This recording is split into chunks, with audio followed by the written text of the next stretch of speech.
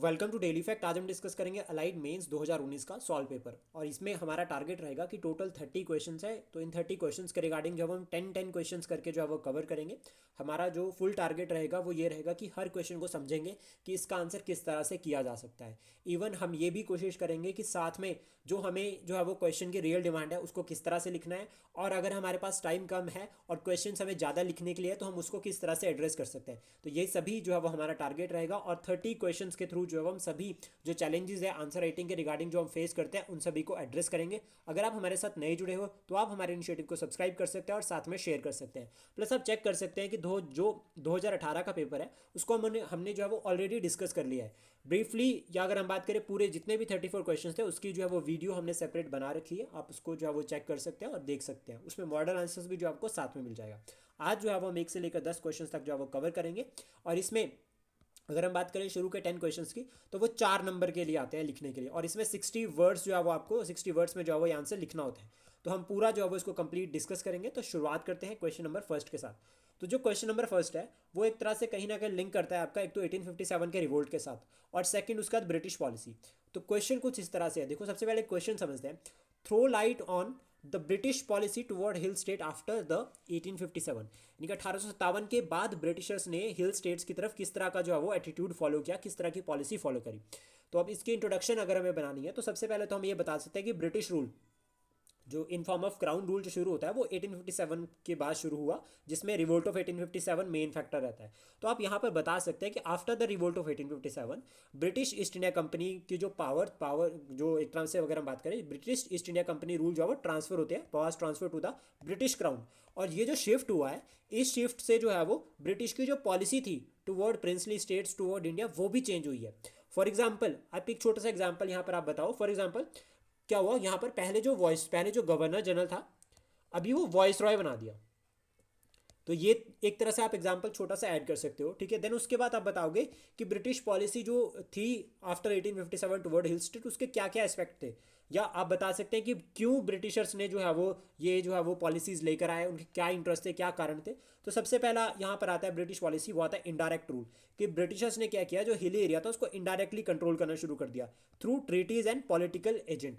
अब through treaties या political agent में आप बता सकते हैं सनद वाला एग्जाम्पल, कि ब्रिटिशर्स ने क्या किया, सनद जो है वो पहाड़ी राजाओं को ग्रांट करी और इन रिटर्न उनसे एनुअल पेमेंट लिया, एनुअली आप जो इतना पैसा पे करोगे, और फाइनली जो है वो पॉलिसी फॉलो करी। आप इसमें एक बात और ऐड कर सकते हैं, वो कर सकते हैं कि अभी जो एक्सपेंशन की पॉलिसी थी, एक एक्सपेंशन का पॉइंट और दूसरा पनिशमेंट का पॉइंट,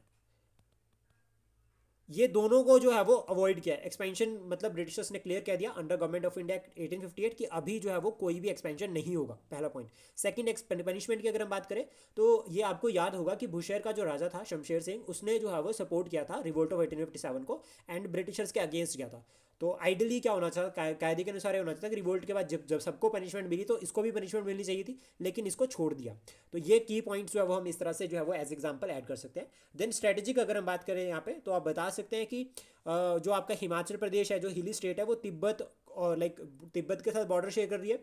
तो दैट मीन्स वेस्ट इंडिया, इस तरह से अगर हम भारत का मैप बनाएं और ये रहा हमारा तिब्बत ऑलमोस्ट, तो और ये रहा हिली स्टेट, यहाँ पर ये वाला रीजन जो है वो दिस इज हिली स्टेट्स। अभी यहाँ नेपाल भी हो गया एक छोटा सा और ऊपर तिब्बत, तो यहाँ पर तिब्बत और चाइना से कनेक्टिविटी का जो है वो एक रास्ता हो सकता था। प्लस ऊपर हिमालयाज है यहाँ पे, तो एक नेचुरल जो है वो डिफेंस भी मिलेगा, तो ये भी एक जो है वो फैक्टर जो है वो हेल्प करता है। तो ये हम बता सकते हैं। और इसके लिए सिक्किम को बहुत इंपॉर्टेंट कंसिडर किया था और एज अ बफर जो है वो सिक्किम को बनाया था। तो आप ये एग्जाम्पल भी लिख सकते हैं सिक्किम का। देन उसका इकोनॉमिक एक्सप्लोटेशन में हम बता सकते हैं कि natural resources of the hilly state, जैसे फॉर एग्जांपल एक ट्राइबल रीजन है, पहला पॉइंट। और माइनर फॉरेस्ट प्रोड्यूस जो आज के टाइम पे इंपॉर्टेंट है वो ब्रिटिशर्स के लिए भी इंपॉर्टेंट था। तो यहाँ पर ब्रिटिशर्स ने क्या किया, टिम्बर और मिनरल्स के लिए जो है वो पहाड़ी जो प्लेसेस थे, जो हिली एरियाज थे, उसमें जो है वो अपनी जो है वो प्रेजेंस इंक्रीज कर दी। देन उसके बाद आप इकोनॉमिक पॉइंट ऑफ व्यू से बता सकते हैं cash crops like T cotton, ये धर्मशाला वाला एग्जांपल आप इसमें ऐड कर सकते हैं, कॉफ़ी के लिए या चाय के लिए। देन उसके बाद हम बात करें तो कॉटन भी हिमाचल प्रदेश में जो लोअर रीजन है हिमाचल प्रदेश का वहाँ पर मिलती है। इस तरह से कुछ पॉइंट्स को हम ऐड कर सकते हैं। और आसाम वाला रीजन दार्जिलिंग वाला वो भी आप इसमें ऐड कर सकते हैं। देन कल्चरल और सोशल इंपैक्ट हम बात करें तो जो वेस्टर्न एजुकेशन सिस्टम है वो एक्सपैंड हो गया एक तो, हेल्थ केयर सिस्टम। और उसके बाद आप यहाँ पे शिमला का चर्च का एग्जाम्पल लिख सकते हैं, यानी कि इंडो गोथिक जो आपका आर्ट एंड कल्चर की फॉर्म है उसमें भी जो है वो एक्सपेंशन यहाँ पर देखा गया, इस तरह से ऐड कर सकते हैं। और लाइक शिमला का एग्जांपल लिखो, शिमला में मॉडर्न बिल्डिंग्स बनानी शुरू करी, चर्च आप इसमें एग्जांपल ऐड कर सकते हैं, और भी बहुत सारे जैसे कि रिपन या फिर जितने भी हाउसेज है, जो पक्का हाउस पहली बार बना हिमाचल में, कुछ इस तरह से पॉइंट्स आप यहाँ पर इंक्लूड कर सकते हैं। देन उसके बाद पॉलिटिकल इंटीग्रेशन, ये बहुत इंपॉर्टेंट पॉइंट होता है कि जैसे आफ्टर इंडिपेंडेंस हम देखते हैं हिली स्टेट जो है वो भारत का पार्ट बनी। देन आप यहाँ पर बता सकते हैं कि ब्रिटिश इंडिया में भी ऑलरेडी जो है वो भारत का पार्ट थी, जैसे कि आप सिक्किम का एग्जाम्पल यहाँ पर इंक्लूड कर सकते हैं, आसाम हिमालयस का इंक्लूड कर सकते हैं, या फिर आप बता सकते हैं कि जिस तरह से लाइक अभी प्रेजेंट की जो हिली स्टेट्स है वो ब्रिटिशर्स के ब्रिटिशर्स ने दो पार्ट्स में डिवाइड किया था, जैसे कि एक शिमला हिल स्टेट और दूसरा कांगड़ा हिल स्टेट। तो सिमिलर है इस तरह से जो है वो बाद में जब पार्ट सी और पार्ट डी स्टेट्स बनी, तो उस तरह से आप इस फैक्ट को यहाँ पर इंक्लूड कर सकते हैं। देन उसके बाद इम्पैक्ट जरूर बताना है कि इम्पैक्ट क्या रहा। अब इम्पैक्ट देखो वैसे तो क्वेश्चन में नहीं पूछा है, लेकिन अगर 120 वर्ड में आता है तो हमें जो है वो इम्पैक्ट बताना जरूरी रहता है। तो ये जो इम्पैक्ट है हम इसको पॉजिटिव और नेगेटिव दोनों वे में जो है वो बता सकते हैं कि पॉजिटिव इम्पैक्ट क्या रहा और नेगेटिव इम्पैक्ट क्या रहा। अब इसमें क्या रहेगा, देखो पॉजिटिव में आप बता सकते हैं कि मॉडर्न इंफ्रास्ट्रक्चर बना, और नेगेटिव में आप बता सकते हैं कि किस तरह से रिसोर्सेज को एक्सप्लॉइट किया। देन उसके बाद कंक्लूड करना है कि ठीक है, British policies toward hill state after 1857 जो भी थी, उसका रिजल्ट जो है वो डायरेक्ट रहता है ट्रांसफॉर्मेशन में फ्रॉम कंपनी रूल्ड या crown rule to a democratic rule, जो कि 1947 में फाइनली हम इंडिपेंडेंट जब हुए उससे मिलते हैं। देन उसके बाद नेक्स्ट, उसके बाद है राइट क्रिटिकल नोट लिखना है on the ruler of Kangra, ruler of Kangra मतलब कांगड़ा का जो रूलर था संसार चंद, उसके रूल पर। तो ये इंपॉर्टेंट है यहाँ पे याद रखना, right a critically note on the ruler संसार चंद यानी कि जो कांगड़ा का रूलर था उसके ऊपर आपको यहाँ पर नोट लिखना है। तो सबसे पहले आप संसार चंद के बारे में बताओ कि संसार चंद जो है वो कटोच राजपूत रूलर था ऑफ कांगड़ा, और ऑफनली जो है वो उसको एम्परर ऑफ हिल भी कहा गया है। इस तरह से आप एक लाइन जो है वो ऐड कर सकते हैं। फिर उसके बाद आप एक आइकॉनिक लाइन जोड़िए कि उसके टाइम पे फॉलोइंग इवेंट हुए जिन्होंने जो है वो किस तरह से हिमाचल प्रदेश की हिस्ट्री को ट्रांसफॉर्म किया। देन आप बता सकते हैं कि पॉजिटिव और नेगेटिव एस्पेक्ट। तो पॉजिटिव में आप बता सकते हैं कि आर्ट एंड कल्चर को वो प्रमोट करता था, एडमिनिस्ट्रेटिव रिफॉर्म्स उसने किए, इंफ्रास्ट्रक्चरल डेवलपमेंट उसने करी, कांगड़ा फोर्ट को उसने और स्ट्रॉन्ग बनाया, रोड्स कंस्ट्रक्शन और कनाल्स वगैरह उसने जो है वो रीजन में बनाई। देन उसका नेगेटिव इंपैक्ट आप बता सकते हैं कि उसके एक्सपेंशनिस्ट पॉलिसीज थी, जिसकी जैसे फॉर एग्जाम्पल गुरखास का एक कारण बनता है कि जो उसकी एक्सपेंशनिस्ट पॉलिसी थी उसकी वजह से जो है वो बिलासपुर के राजा ने मदद के लिए गुरखास को इन्वाइट किया। इवन सिख का अगर बात करें, उसने जिस तरह से जो है वो प्लेन्स में एक्सपेंशन करने की कोशिश करी तो सिखों के साथ भी दुश्मनी हो गई, जिसका रिजल्ट था कि सिखों ने जो है वो कांगड़ा फोर्ट को कंट्रोल किया। मिलिट्री वीकनेस आप यहाँ पर बता सकते हैं कि संसार चंद के मिलिट्री जो फोर्सेस थी वो जो है वो गुरखा से भी हार गई और उसके बाद सिखों से भी हार गई, तो उससे जो है वो एक वीकनेस जो है वो एम्पायर की जो है वो एक्सपोज होती है। देन उसका टैक्सेशन पॉलिसीज, अभी क्लियरली बात है कि अगर कोई एक्सपेंशन पॉलिसी फॉलो कर रहे हैं तो उसका इंपैक्ट रहेगा आम लोगों पर या जो फार्मर्स थे उनके ऊपर उसका नेगेटिव इंपैक्ट रहेगा। फिर उसके बाद ओवरऑल आप बता सकते हैं कि ठीक है, संसार चंद का जो फेयर था लीगेसी जो वो ये है कि कांगड़ा फोर्ट स्टिल एक्टिव है अभी, और साथ में आप बता सकते हैं कि फिर वो जो कांगड़ा फोर्ट है और जो जिस तरह से कांगड़ा में डेवलपमेंट उसने करी वो आज भी हमारे लिए इंपॉर्टेंट है टूरिज्म पॉइंट ऑफ व्यू से। तो आप इसको टूरिज्म के साथ लिंक कर सकते हैं और फाइनली फिर कंक्लूड कर सकते हैं एट द एंड। तो एक यूनिक जो है वो मल्टी डायमेंशनल अप्रोच आपको मिल जाएगी। देन उसके बाद नेक्स्ट है account the chief characteristics of the tribal society of Himachal Pradesh. देखो ट्राइबल जो चैप्टर है, ट्राइब्स वाला जो चैप्टर है हिमाचल प्रदेश का, या ट्राइबल जो कल्चर सोसाइटी हो गया, इसके रिगार्डिंग जो है वो एक ना एक क्वेश्चन आएगा ही आएगा। तो ट्राइबल वैसे ही छोटा सा इंपॉर्टेंट चैप्टर है ये, ट्राइबल जो रीजन है हिमाचल प्रदेश का, इसको आप अलग से पढ़ सकते हैं। प्लस कोशिश करो एक तो इसके ऊपर रिसर्च करो, रिसर्च आप गूगल की हेल्प से भी कर सकते हैं, गूगल। और सेकंड आप यहाँ पर कोशिश करो कि गवर्नमेंट के इनिशिएटिव्स, गवर्नमेंट के जो जो इनिशिएटिव्स है उसको क्लियरली पढ़ लो। इसमें से क्वेश्चन इस बार भी पूछा गया था और नेक्स्ट टाइम लाइक अलाइड में भी आने के चांसेस है। तो यहाँ पर आपको हर पॉइंट को लिंक करना है, आपको जो है वो एक तरह से बताना है कि जो आपकी क्लोज निच जो आपका कम्युनिटीज़ है उसके बारे में बताना है, डिपेंडेंस ऑन नेचर, नेचर का फैक्टर भी इंक्लूड करना है, साथ में जो लाइक जैसे स्पिरिचुअल अगर हम बात करते हैं या रिलीजियस फैक्टर बात करते हैं उन सभी को भी इंक्लूड करना है। पैट्रियार्की नेचर है, कहाँ पर जो है वो वुमेन को रिप्रेजेंटेशन दी जा रही है, कल्चर क्या है, यूनिक कल्चरल प्रैक्टिस आप बता सकते हैं जिसमें ट्रेडिशनल फेस्टिवल्स, ट्रेडिशनल ड्रेसेस, ठीक है, या फिर ओरल ट्रेडिशंस जिसमें आप जो अब मैरिज कस्टम्स हो गए या फिर और भी जो कस्टम्स होते हैं वो सभी आप इंक्लूड कर सकते हैं। देन उसके बाद एक इंपॉर्टेंट पॉइंट आता है कि जो ट्राइबल रीजन है हमारे, वो एक तरह से ऐसे ही रीजन है जहाँ पर हराश कंडीशंस है, मतलब वो जनरली जो है वो सर्वाइवल के लिए उतनी जो है वो आइडल नहीं है, एक नॉर्मल पर्सन वहाँ नहीं सर्वाइव कर सकता, लेकिन ये ट्राइबल पीपल वहाँ पर सर्वाइव करता है, इन्होंने अडेप्ट किया है, तो ये भी एक यूनिक फीचर आता है। फिर साथ में बता सकते हैं कि किस तरह से वो वल्नरेबिलिटीज या चैलेंजेस को एड्रेस करते हैं। और आप इसमें चैलेंजेस भी बता सकते हैं कि ठीक है ट्राइबल कल्चर तो ये है, हम इसमें कौन कौन से चैलेंजेस फेस कर रहे हैं, एक दो चैलेंजेस बताकर फिर हम इसको वे फॉरवर्ड में एज अ कंक्लूजन मतलब एज अ कंक्लूजन बना सकते हैं। अब किस तरह से हम बता सकते हैं कि ट्राइबल कम्युनिटीज़ जो है वो हिमाचल प्रदेश का जो है वो इंटीग्रल पार्ट है और स्टेट ने इसके रिगार्डिंग एक इनिशिएटिव लिया है। For example tribal development board, tribal development board बनाया और इस बोर्ड का जो मेन काम है वो यही है कि जो है वो ट्राइबल्स के वेलफेयर को प्रमोट करना। देन उसके बाद नेक्स्ट क्वेश्चन जो आता है, how do you explain the better sex ratio in Himachal Pradesh as compared to the neighbouring state of Punjab and Haryana. तो सबसे पहले तो यहाँ पर आता है सेंसस का डाटा। सेंसस 2011 का डाटा जो है वो पंजाब हरियाणा का भी और हिमाचल का भी आपको मेंशन करना चाहिए। और अभी जिस तरह से एग्जाम होने वाला है तो सेंसस 2011 का जो डाटा है वो भी हमारे लिए इंपॉर्टेंट रहेगा, उसके इंपॉर्टेंट पॉइंट्स को याद कर सकते हैं। देन उसके बाद आपको बताना है किस तरह से जो है वो डिफरेंट है, बेटर है। तो उसका कारण क्या है, सबसे पहले सोशल कल्चरल फैक्टर, हमारे यहाँ पर वुमेन को वैल्यू दी जाती है। आप एग्जाम्पल में बता सकते हैं कि हरियाणा का जो सेक्स रेशियो बहुत कम था। एजुकेशन का आप यहाँ पर एग्जांपल दे सकते हैं, ठीक है। और सबसे इंपॉर्टेंट बात है कि जो हिमाचल का ट्राइबल कल्चर है वो कहीं ना कहीं मैट्रिलिनियल है, मतलब जो है वो वुमेन को इंपॉर्टेंस दी जाती है। और हमारे यहाँ पर आज भी हम देखते हैं तो बहुत सारी जो लाइक पंचायत है उनके जो प्रधान है वो वुमेन है, और कहीं ना कहीं जो प्रमोशन के लिए दिया जो है वो बढ़ावा दिया जाता है। इवन लाइक हम बात करते हैं मंडी कुल्लू कांगड़ा वाले रीजन में, तो यहाँ पर जो है वो वुमेन जो है वो ऑलमोस्ट सारा घर को जो वो संभालती है, ज़मीन वगैरह। तो इससे जो है वो क्या होता है, एक हमें जो है वो एक बेटर जो है वो इंपावरमेंट वाला स्कोप यहाँ पर दिखता है। देन उसको इकोनॉमिक फैक्टर आप बता सकते हैं एग्रीकल्चर का, और साथ में एजुकेशन एंड एम्प्लॉयमेंट अपॉर्चुनिटीज़। आज अगर हम बात करें हिमाचल प्रदेश के इंस्टीट्यूशंस में तो लड़के कम है लड़कियां ज़्यादा है। तो आप ये अगर आप प्रैक्टिकली या फील कर रहे हो तो आप इसको एज एग्जाम्पल अपने आंसर में ऐड कर सकते हैं। देन उसको health care and family planning को आप यहाँ पर बता सकते हैं कि हमारे यहाँ पर जो हेल्थ केयर सर्विसेज है वो बहुत अच्छी हुई है, और इसमें अवेयरनेस कैंपेन्स भी हमारे जो है वो उनका भी रोल रहता है। आप एनजीओज़ का यहाँ पर बता सकते हैं। और हर जो है वो एक बूटा पेधी एक बूटा बेटी के नाम, इस तरह से भी हमारे जो कैंपेन्स हैं उनको आप ऐड कर सकते हैं। कुछ इस तरह के इनिशिएटिव्स होते हैं लाइक जो प्रैक्टिकली इंपॉर्टेंट है।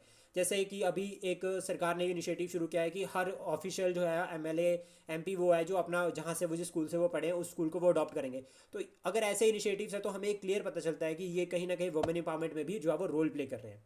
देन उसके बाद आप इसको कंक्लूड कर सकते हैं कि ठीक है, it's important to note that while Himachal Pradesh has significant progress but still कुछ हमारे पास चैलेंजेस है like female infanticide, gender based discrimination या वायलेंस एक्टिविटीज़ हमारे पास है भी। तो हमें उनको एड्रेस करना चाहिए, और उसको एड्रेस करने के लिए जो हमें जो है वो बहुत सारे स्टेप्स को उठाना चाहिए। फॉर एग्जाम्पल लाइक हमने एक छोटा सा इनिशिएटिव शुरू किया था हर घर जल।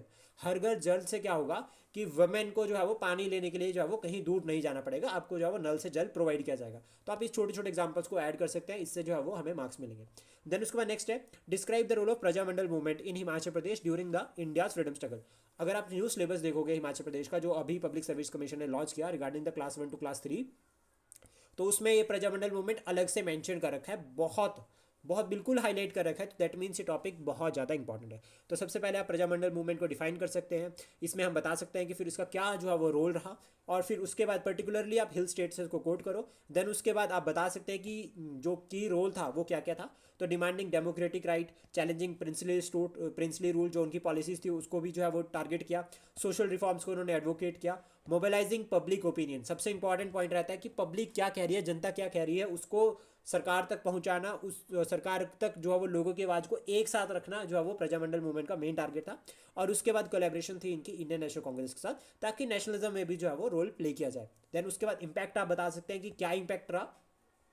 तो पहला पॉइंट तो यही होता है कि डेमोक्रेटिक मूवमेंट जो है वो हिली स्टेट्स में हुई। देन उसके बाद आप बता सकते हैं दूसरा पॉइंट कि प्रिंसली स्टेट्स जो है वो कमज़ोर हो गई। देन उसके बाद इंटीग्रेशन, जो आपकी लाइक हम बात करते हैं कि अबव 550 जो प्रिंसली स्टेट्स थी, तो वो इंटीग्रेशन की जो वेव थी वो कहीं ना कहीं ऐसी छोटी छोटी मूवमेंट से ही स्प्रेड होती है।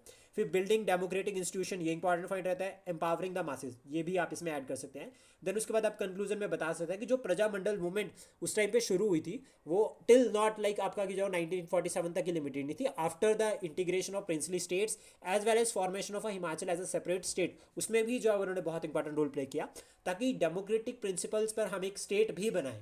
और फिर उसके बाद आप यहाँ पर बता सकते हैं कि वही डेमोक्रेटिक प्रिंसिपल हिमाचल प्रदेश को एक डेवलप्ड स्टेट बनाने में हेल्प कर रहे हैं। देन उसके बाद नेक्स्ट है examine the role of Pajhota movement in Himachal Pradesh during the second world war. अब देखो यहाँ पे दो पॉइंट्स क्लियर कर रखे हैं, एक तो सेकंड वर्ल्ड वॉर और दूसरा पझोता मूवमेंट। तो आप सिंपल पझौता मूवमेंट से इसको शुरू करो कि पझौता मूवमेंट जो है वो कब हुई। देन उसके बाद यहाँ पर राजा कौन था सिरमौर का, वो मेंशन करो during the second world war. Then उसके बाद आप बताओ कि किस तरह से जो है वो इसने जो है वो रोल प्ले किया।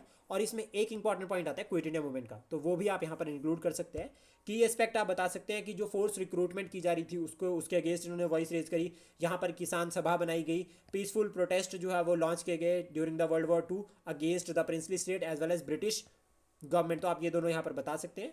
और देन उसके बाद जो लोकल जो रूलर थे उनके अगेंस्ट भी जो वॉइस रेज करी। और लीगेसी जो जरूर बताना है कि पझौता मूवमेंट ने जो वो लोकल जो सिरमौर के पीपल थे उनको इंस्पायर किया, not only the freedom struggle but for the right of like human जो राइट्स है उनके लिए भी, और डेमोक्रेटिक वैल्यूज़ के लिए भी, जो आज स्टिल जो आज भी रोल प्ले करते हैं साथ में इंटीग्रेशन के साथ साथ। लाइक आज भी जो है वो आप कोई रिसेंट एग्जांपल बता सकते हैं सिरमौर के रिगार्डिंग कि सिरमौर में जो है वो लाइक फॉरेस्ट के रिगार्डिंग जो है वो एक अलग से वेव चल रखी है कि वहाँ के लोग जो है बहुत ज़्यादा कंट्रीब्यूट कर रहे हैं रिगार्डिंग द एफॉरेस्टेशन कैंपेन्स। तो इस तरह से आप जो है इसको कंक्लूड कर सकते हैं।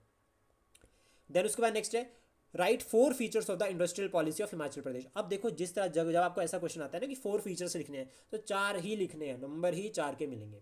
अब ये डिपेंड करता है आपके ऊपर कि आप 2 फीचर्स को एक साथ किस तरह मिलाते हो। तो सबसे पहले तो इंडस्ट्रियल पॉलिसी 2019 वाली ही इंपॉर्टेंट रहती है। अभी 2019 वाली इंडस्ट्रियल पॉलिसी को आप पढ़ सकते हैं, और इवन आप जो है वो एक वीडियो चेक कर सकते हैं हमारी, हमने सेपरेटली जो बना रखी है।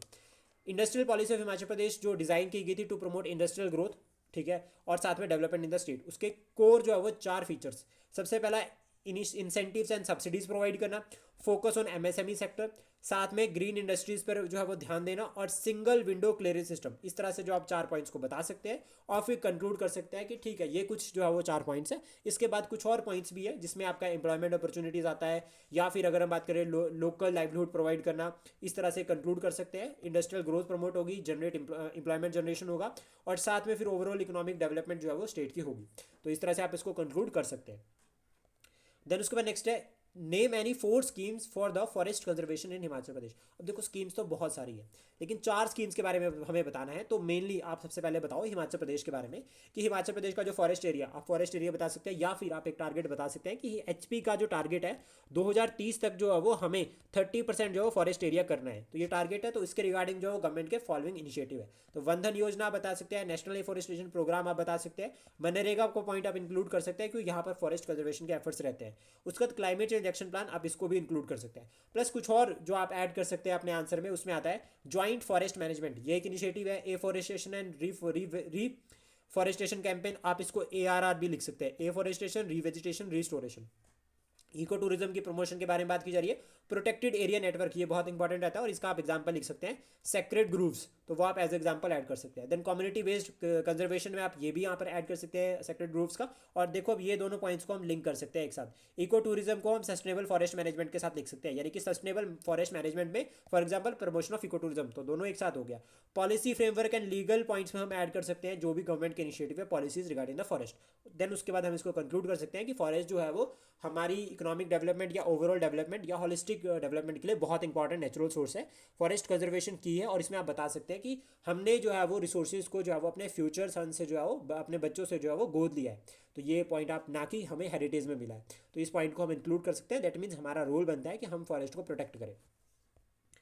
देन उसके बाद नेक्स्ट जो 9th क्वेश्चन है वो है कि रेणुका डैम प्रोजेक्ट के ऊपर हमें एक नोट लिखना है। तो आप अगर आप मैप यहाँ पर बना सकते हो तो वो ज़्यादा बेटर रहेगा, जिसमें आप रेणुका डैम को बताओ। देन उसका रेणुका डैम के जो कहाँ पर लोकेशन है वो इंपॉर्टेंट मैटर करता है। लोकेशन आप बताओ, गिरी रिवर के ऊपर है, Sirmaur district of Himachal Pradesh. Then उसका पर्पज आपको इस तरह से बताना है कि क्या पर्पज है, कितनी हाइड्रो इलेक्ट्रिक एनर्जी जो वो जनरेट करता है, फीचर्स क्या है वो बताना है, बेनिफिट क्या है वो इंपॉर्टेंट रहता है, और चैलेंजेस क्या है। प्लस साथ में आप उसको कंक्लूड करना है ग्रीन एनर्जी स्टेट के साथ।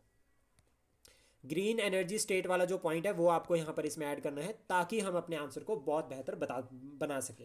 उसके बाद जो लास्ट क्वेश्चन हमारा आज का रहेगा वो रहेगा इमला बिमला वैली के ऊपर। हर बार एग्जाम में एक ना एक वैली जो है वो पूछी जाती है। अगर आप प्रीवियस ईयर क्वेश्चन उठाकर देखोगे तो आपको जो है वो हर एग्जाम में एक ना एक वैली जो है वो पूछी जाएगी। तो जितनी भी टोटल वैलीज है 10 वैलीज जो है वो इंपॉर्टेंट रहती है, उन सभी के आप नोट्स बना सकते हैं विद मैप बेस्ड जो है वो उसको पढ़ना, ताकि जो है वो मैप भी बनाते हैं तो उसके एक्स्ट्रा नंबर मिल जाए। तो इमला बिमला वैली के बारे में आपको बताना है कि वो करसोग तहसील में है, मंडी की, सबसे पहले तो इंपॉर्टेंट रहता है। और इन हिमाचल प्रदेश जरूर लिखना है, पूरा एक सेंटेंस हमें कंप्लीट करना है। उसके बाद आपको फीचर्स बता रहे हैं, तो यहाँ पर आप बता सकते हैं कन्फ्लुएंस ऑफ रिवर्स की 2 रिवर्स जो है वो यहाँ पर मिल रही है, इमला और बिमला। उसके बाद यहाँ पर एंशिएंट शिवा टेम्पल है। नेचुरल ब्यूटी आप बता सकते हैं जो कि एक तरह से यहाँ पर आपको वाटरफॉल देखने को मिलेगा और माउंटेन व्यू रहेगा अच्छा, प्लस सिनरिक व्यू यहाँ पर रहेंगे, आप इसको बता सकते हैं। पीसफुल जो आपका एटमॉस्फेयर है वो आप बता सकते हैं। देन उसके बाद आप यहाँ पर इंक्लूड कर सकते हैं इसको कि रोल क्या है बिमला वैली का। एक तो आप पॉपुलेशन का पॉइंट यहाँ पर ऐड कर सकते हैं कि कितनी पॉपुलेशन है। उसके बाद आप इसको टूरिज्म के साथ भी लिंक कर सकते हैं। टूरिज्म फैक्टर या फिर जिस तरह से कल्चरल फैक्टर यहाँ पर लिंक होता है वो भी आप यहाँ पर बता सकते हैं, क्लाइमेटिक कंडीशंस को इंक्लूड करके। फाइनली आप इसको कंक्लूड कर सकते हैं कि वैली जो है वो हिडन जम है हिमाचल प्रदेश का। और जिस तरह से हमारा टारगेट है कि हमें ग्रीन एनर्जी स्टेट बनना है, उसमें जो है वो इनोवेटिव, इंक्लूसिव, हॉलिस्टिक डेवलपमेंट हमें करनी है। तो उसके लिए ऐसी वैलीज जो है बहुत इंपॉर्टेंट रोल जो है वो प्ले करती है, specially in regional livelihood case में। आई होप ये इनिशिएटिव आपको अच्छा लगा हो। Please support, share and subscribe daily fact. Thank you for today.